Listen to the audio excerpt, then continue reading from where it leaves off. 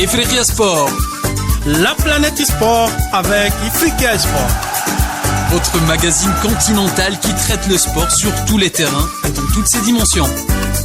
L'Afrique et le sport ne font qu'un.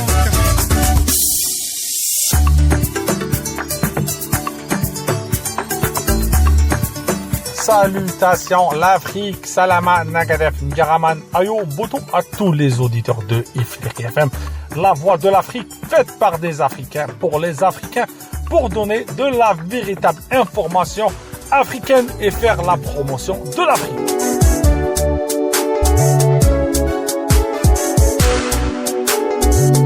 Ifriqiya Sport, mes sœurs et frères chaque vendredi pour parler et discuter du sport africain. Chaque semaine, nous débattrons pour l'Africain Sport d'un sujet intéressant où on va recevoir une sommité ou des sommités de ce domaine-là en relation avec notre cher continent. Cette semaine, nous aurons le plaisir de recevoir le docteur Mamadouba Aboubakar Kamara, une sommité de la médecine africaine et guinéenne. Comme le savent certains de vous qui le connaissent, membre de la direction nationale de la médecine du sport en Guinée, médecin du sport de plusieurs fédérations, président de la commission médicale de basketball de la fédération guinéenne de basket, responsable ou vice-président de la commission médicale de handball de Guinée, le docteur Kamara. C'est une sommité à pas présenter. Je vous demande, après notre émission, d'aller chercher chercher son nom sur Google. Vous allez comprendre, que notre invité aujourd'hui, c'est du lourd.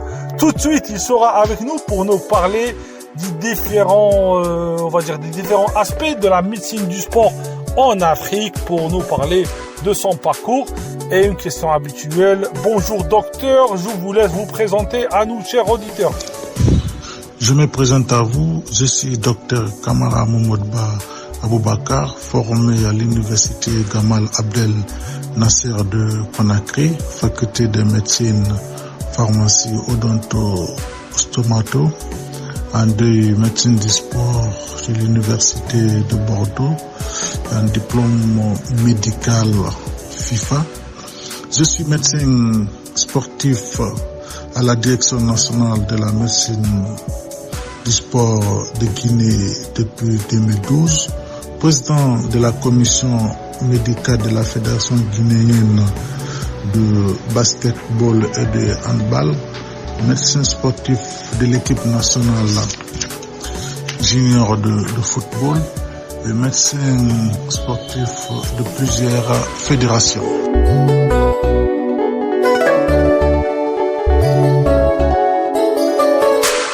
Docteur, quelle est votre relation avec le sport et comment vous êtes venu dans ce domaine de la médecine sportive? Parlant de ma relation avec le sport, de base, je suis issu d'une famille sportive, surtout le football. Et moi-même, j'ai été footballeur, mais j'ai pas eu la chance d'évoluer au haut niveau, faute de blessures au niveau du genou, et ce qui m'a amené à me spécialiser en médecine du sport. Et en tant que médecin sportif, tout d'abord, la relation entre le sport et la santé s'apprécie au regard de l'amélioration de la condition physique que procure la pratique sportive. Ensuite, elle renforce le cœur, améliore la circulation sanguine et réduit les risques de maladies cardiovasculaires comme l'hypertension artérielle et les accidents vasculaires cérébraux. Ensuite, l'exercice physique aide également à maintenir un poids sain, réduisant ainsi le risque de maladies liées à l'obésité comme le diabète de type 2 et certaines formes de cancer. Il est important de pratiquer le sport de manière appropriée et sûre, en tenant compte de son niveau de forme physique et de spécificité de sa condition médicale pour éviter les blessures et tirer le maximum de bénéfices bénéfices pour la santé. C'est vraiment important de pratiquer le sport, raison pour laquelle je continue en tant que vétéran toujours à pratiquer le sport après le boulot. Docteur Camara, je vous laisse nous parler de la médecine du sport en Afrique en général. Pour parler de la médecine du sport en Afrique, d'abord, la médecine du sport regroupe la prévention, le diagnostic et le traitement des maladies liées au sport. Elle comprend également les conseils et les mesures destinées au maintien et à l'amélioration des conditions physiques des sportifs de tous les âges et tous les niveaux. La médecine du sport a 3 objectifs essentiels. S'assurer de l'absence de contre-indications à l'activité sportive envisagée en fonction de l'âge et de l'état de santé du sportif. Ensuite, améliorer les performances par une prise en charge personnalisée, mesure de volume maximal, détermination du seuil anaérobie, conseil diététique, contact avec les entraîneurs, préparateurs physiques et kinésithérapeutes, sans oublier le traitement de toutes les affections liées au sport, en particulier les traumatismes tels que les os, l'articulation, les muscles, les tendons, les ligaments. Englobe sous l'appellation de traumatologie du sport. Cette discipline fait appel à une connaissance précise des différents sports, ce qui en fait sa spécificité. On ne peut pas parler de la médecine sport sans parler du rôle du médecin sportif. D'abord, le rôle du médecin sportif, il est responsable du suivi de la santé des athlètes. Son rôle est d'accompagner au quotidien les sportifs et de faire en sorte que leur corps s'adapte favorablement aux efforts qu'ils fournissent. D'ailleurs, la spécificité de la population qu'ils soignent et conseillent qui fait du médecin du sport un spécialiste. Et la performance passe obligatoirement par la médecine du sport. Et aujourd'hui, beaucoup de pays africains sont en train d'investir dans ce domaine. Et les instances dirigeantes du sport accompagnent aussi les fédérations dans la formation des personnels médical et paramédical qui accompagnent les clubs et équipes nationales dans les compétitions de haut niveau pour une bonne prise en charge des pathologies liées au sport. Et cette discipline de la médecine du sport s'intéresse à plusieurs aspects et notamment l'aptitude du sport, le dopage, la psychologie et la psychopathologie du sport, les pathologies spécifiques de l'appareil locomoteur, les adaptations cardiovasculaires, respiratoires, neuromusculaires, les activités sportives en conditions particulières comme les plongées sous-marines ou le sport en altitude, mais aussi la prévention et la pathologie. Docteur Camara, avec votre expérience, elle est comment dans ce domaine-là? Comment vous avez acquis cette expérience dans le domaine de la médecine du sport? Et par rapport à mon expérience, je suis arrivé en 2012 à la direction nationale de la médecine sportive comme médecin stagiaire après ma formation universitaire à l'université Gamal Abdel Nasser de Conakry, faculté de médecine, pharmacie, odonto, stomato. Et depuis 2014 à nos jours, je suis responsable médical de plusieurs fédérations sportives telles que le football, le basketball, le handball, le volleyball, le judo, et médecin sportif de plusieurs clubs de première division avec lesquels j'ai participé à des grandes compétitions telles que la Ligue des Champions. Ensuite, j'ai accompagné plusieurs équipes nationales dans les grandes compétitions nationales et internationales et remporté plusieurs médailles aussi. J'ai participé aussi à plusieurs formations et séminaires et des stages en médecine du sport.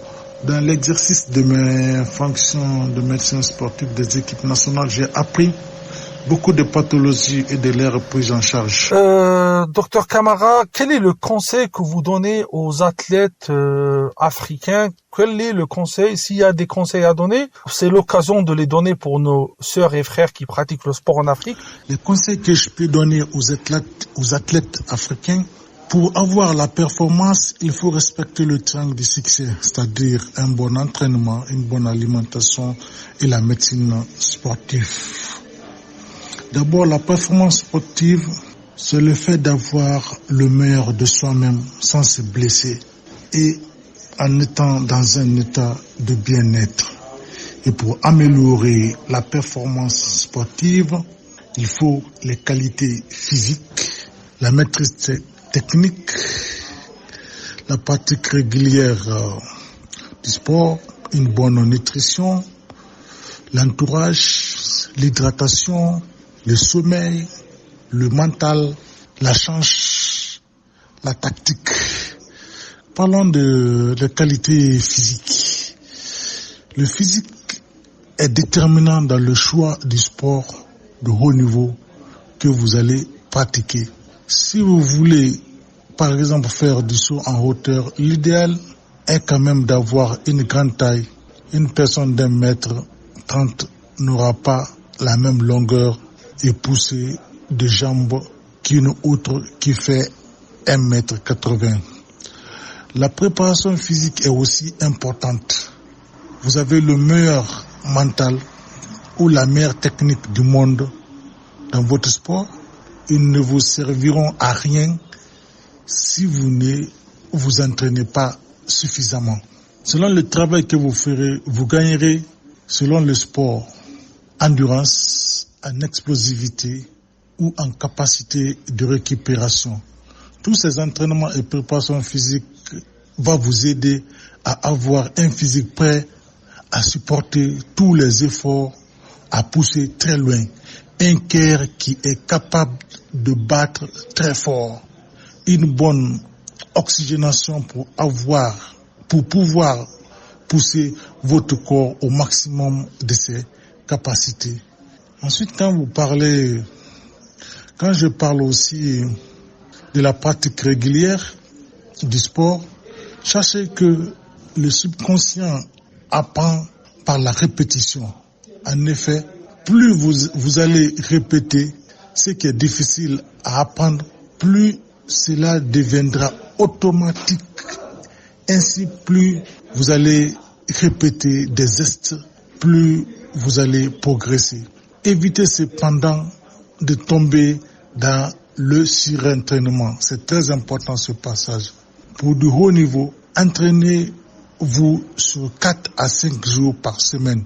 C'est ainsi que vous pourrez affiner vos techniques, vos tactiques et développer votre intelligence. Pour une bonne nutrition, j'ai trouvé dans une de mes lectures une phrase qui disait « Votre maison est votre corps. Prenez soin de votre corps puisque c'est là-dedans que vous allez passer toute votre vie. » Tout ce que vous mangez, votre nutrition va venir justement alimenter toutes vos cellules. C'est ce qui va faire que vous allez développer ou non un bon physique. La nutrition est donc vraiment quelque chose d'essentiel pour la performance sportive. Ensuite, quand je parle de l'hydratation, bien sûr, lorsque vous faites du sport, vous allez transpirer et donc vous allez vous déshydrater. Il est alors important de boire énormément d'eau, particulièrement riche en minéraux. Buvez vraiment vos 2 litres par jour. Sinon, vous risquez de ressentir les effets de la déshydratation comme les courbatures et les crampes. Je ne peux que citer cela. Ensuite, le sommeil. Pensez à vous coucher tôt et à bien vous familiariser avec vos cycles de sommeil. Ils durent en général 90 minutes. Amusez-vous pendant 2 semaines à repérer les moments où vous commencez à avoir envie de dormir. Notez ces heures-là. Ça, c'est une recette que je vous donne, que vous pouvez vraiment expérimenter pour vous, pour repérer les moments où vous commencez à avoir envie de dormir. Vous allez voir que vous aurez sûrement des redondances si vous le faites pendant 15 jours. Ces redondances-là vous indiquent justement vos cycles de sommeil. Vous remarquerez que votre sommeil sera de meilleure qualité. Vous allez vous coucher juste avant ce cycle, 10 minutes à l'avance, et que vous vous réveillez juste après la fin de cette dernière. Je vous invite aussi à vous coucher avant 23h, voire 22h. Vous verrez que votre sommeil sera beaucoup plus réparateur et le lendemain matin, vous allez être pleine en forme. Vous allez être en pleine forme. Je parlais du mental. Nous sommes ici dans la particularité de la performance. Notre valeur ajoutée aujourd'hui est de vraiment travailler sur le mental. Est-ce que, docteur, la médecine du sport, elle est vraiment prise en considération en Guinée? Je dirais oui, des efforts commencent à se déployer. Avant, certaines disciplines des équipes nationales voyageaient sans médecin. Aujourd'hui, toutes les équipes nationales, disciplines et catégories confondues, voyagent avec au moins un kiné et un médecin, parfois voire même une commission médicale.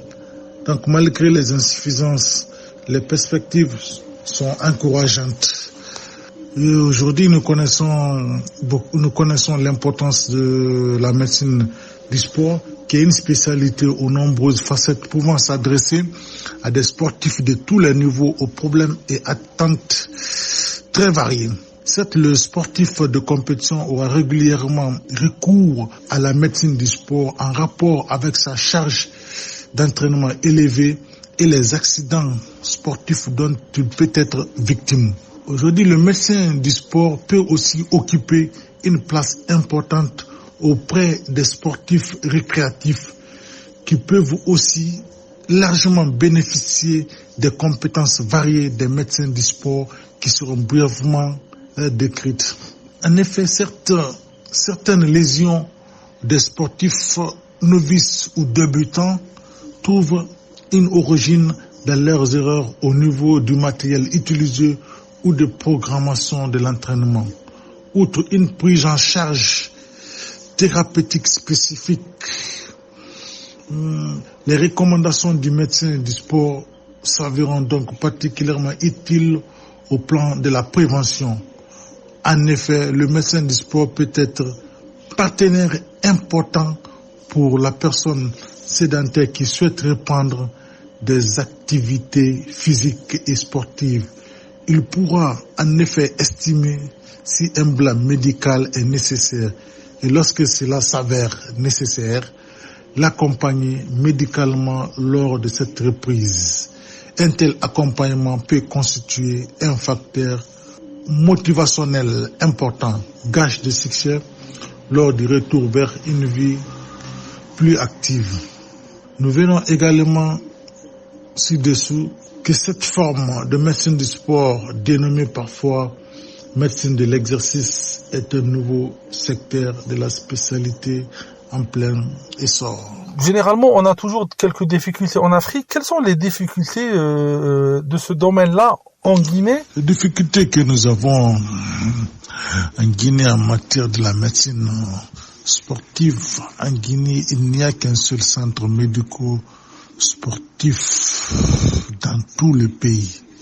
Normalement, pour une bonne prise en charge rapide, il faut construire des centres médico-sportifs dans toutes les villes devant abriter les compétitions, installer aussi des appareils d'IRM, des radios et les laboratoires de qualité. Ensuite, il n'y a pas suffisamment de soins spécialisés et une remise à niveau constante des professionnels. Le sport de haut niveau a aussi de hautes exigences. Sur le plan général, l'une des questions délicates auxquelles est systématiquement confronté le médecin du sport est celle du moment de la reprise sportive. À partir de quand un coureur à pied ayant présenté une fracture de fatigue, une tendinopathie d'Achille, un joueur de tennis ayant été victime d'un accident musculaire, des muscles jumeaux internes du mollet, etc., peuvent-ils reprendre l'entraînement, la compétition? Le médecin du sport doit bien sûr veiller à respecter la biologie de la cicatrisation des différents tissus. Cependant, après l'arrêt de la pratique d'une activité spécifique, la reprise doit toujours se faire de façon progressive et planifiée. Cette phase de reprise progressive est souvent dénommée rectalisation. Elle correspond au moment où le traitement traditionnel en cabinet de kinésithérapie se termine, où le sportif va progressivement remonter sur le terrain sans pouvoir cependant participer d'emblée à des compétitions ni pratiquer tous les gestes propres à son sport. Le moment où le sportif pourra reprendre la compétition doit être soigneusement choisi en concertation étroite entre le kinésithérapeute et le médecin du sport, s'il existe certaines pour les lésions les plus fréquentes. Cette décision demeure toujours difficile. Il est en effet traditionnel de devoir contenir les ardeurs des sportifs impatients de reprendre au plus vite leur activité. La médecine, pour aller loin, la médecine du sport ne se limite pas à la traumatologie du sport, particulièrement chez les sportifs de haut niveau, chez qui une pratique intense peut avoir un impact important, parfois positif, parfois négatif sur de nombreux systèmes. Un exemple généralement positif parmi les plus étudiés est celui du cœur du sportif.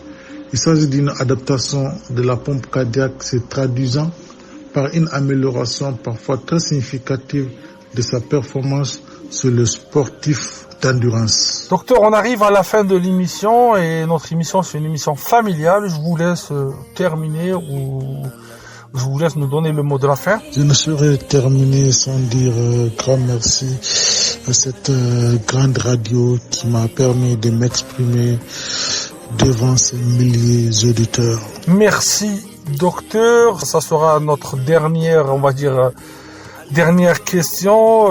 À la semaine prochaine. Et c'est un plaisir de vous avoir avec nous dans notre émission. Je vous laisse avec mes collègues de l'information et les collègues des autres émissions. Et avant de terminer, bien sûr, vous l'attendez parce que je reçois beaucoup les messages par rapport à nos proverbes.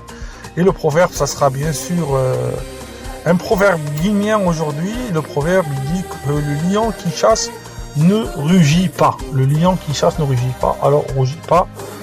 Je vous laisse méditer ce proverbe-là et à la semaine prochaine pour un autre numéro de Ifriqiya Sport, l'émission qui est consacrée au sport africain.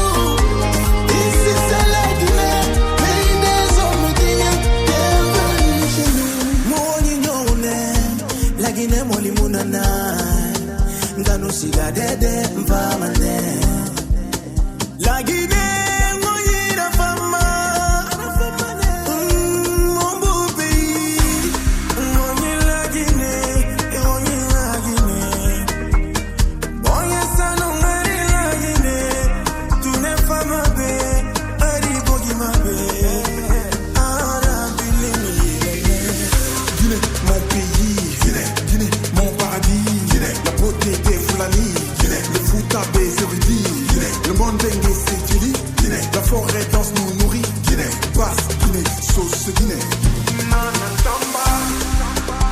Ofa, ngawani monimba, ngawani monganga, anu merveille de Sumba. Visite touristique, chauffeur de Goro Makanga, inungenti betuba.